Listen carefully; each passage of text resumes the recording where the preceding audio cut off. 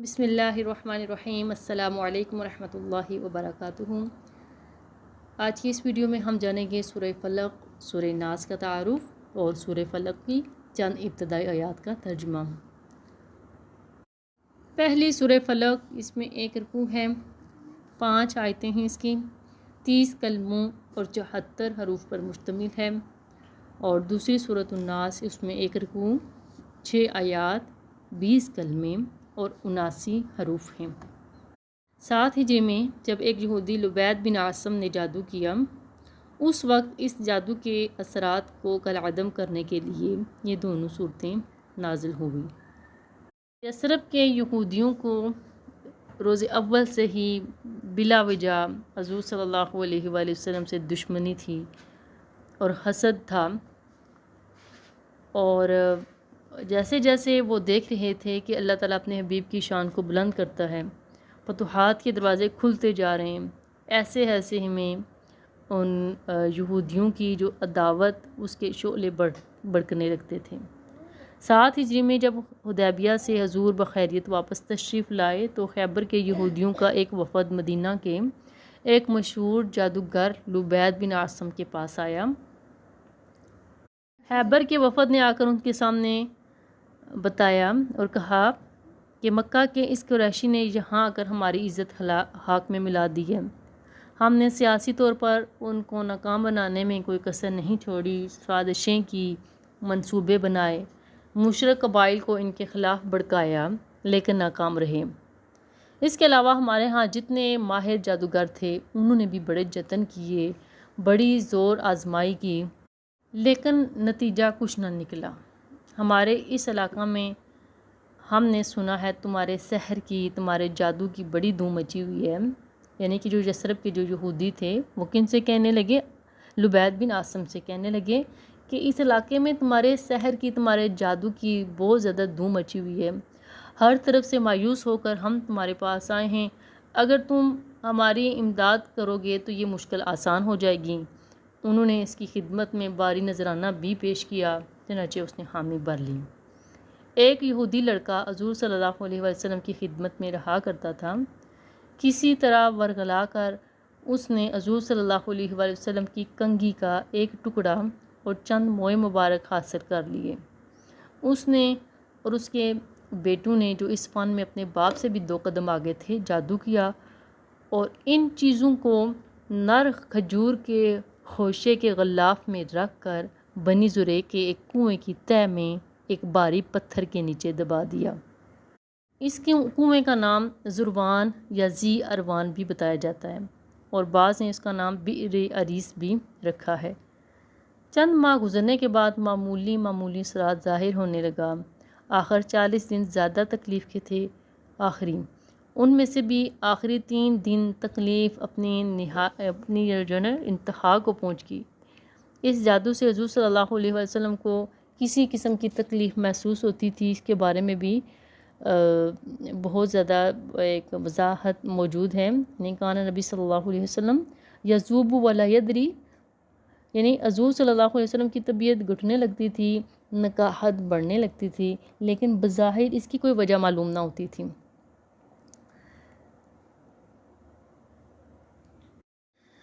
کتب احادیث میں اس جادو کے اثرات کے بارے میں جتنی روایات ملتی ہیں، ان کا یہی نچوڑ ہے کہ جسمانی طور پر نکاحت اور کمزوری محسوس ہوتی تھی، لیکن ایسی کوئی ضعیف سے ضعیف روایت بھی موجود نہیں کہ جس سے یہ پتہ چلتا ہو کہ فرائض نبوت کی ادائیگی میں کبھی بال برابر فرق آیا ہو۔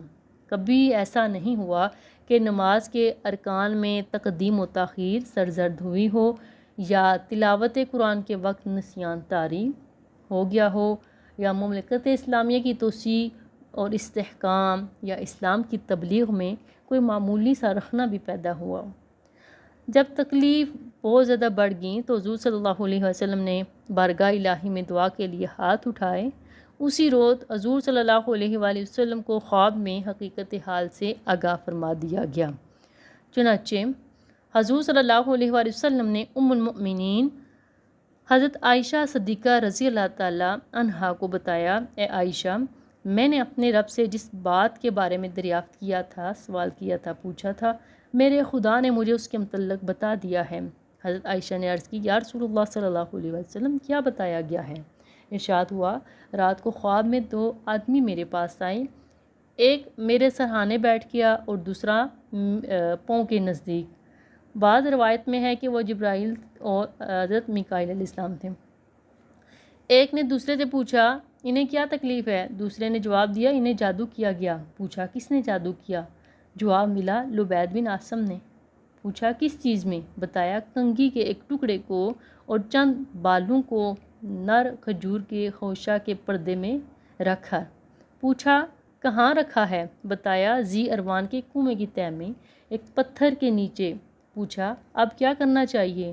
بتایا، اس کنویں کا سارا پانی نکال دیا جائے، پھر اس کے پتھر کے نیچے سے ان چیزوں کو نکالا جائے۔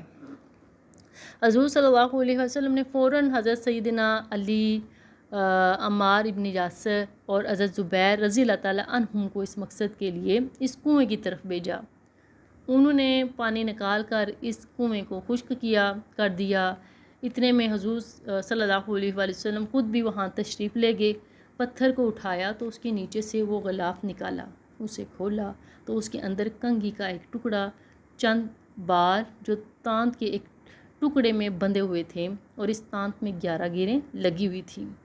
اسی اسنا میں حضرت جبرائیل حاضر ہوئے اور یہ 2 صورتیں پڑھ کر سنائیں اور عرض کیا کہ آپ ان صورتوں کو ایک ایک آیت پڑھتے جائیں اور ایک ایک گرہ کھولتے جائیں اور ایک ایک سوئی نکالتے جائیں۔ چنانچہ دونوں صورتوں کی 11 آیتیں پڑھی گئیں، ان کی تلاوت سے 11 گرہیں کھلیں اور ساری سوئیاں نکل گئیں۔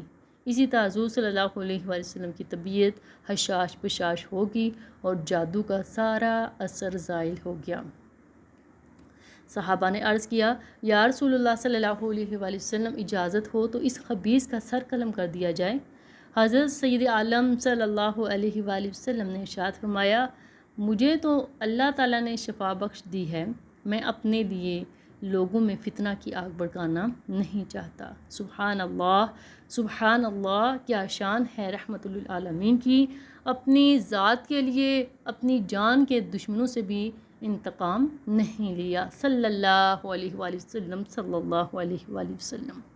سورہ فلق ہے، اس میں ان امور کا ذکر کیا گیا جو انسان کی جسمانی نشو و نما، صحت و عافیت کے لیے خطرناک ہیں، اور دوسری سورۃ الناس میں ان خطرات کا ذکر کیا گیا جو اس کے ایمان اور ایقان کو اس سے چھین لینا چاہتے ہیں۔ تو چلیے شروع کرتے ہیں سورۃ الفلق کی آیت نمبر 1۔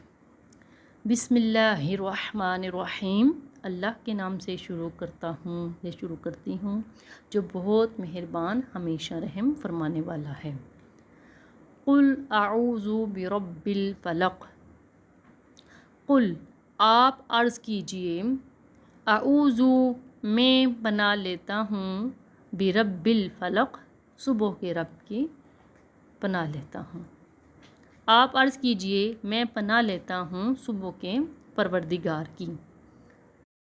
اعوذ، اس کا معنی کیا ہے؟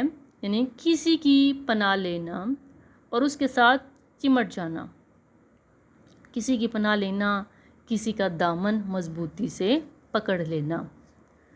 فلق، اس کا اصلی معنی چیرنا اور پھاڑنا ہے۔ اس آیت میں اس سے مراد صبح ہے جو رات کا سینہ چاک کر کے باہر نکلتی ہے۔ قرآن کریم کی یہ 2 آخری صورتیں ہیں، انہیں معوذتین بھی کہتے ہیں۔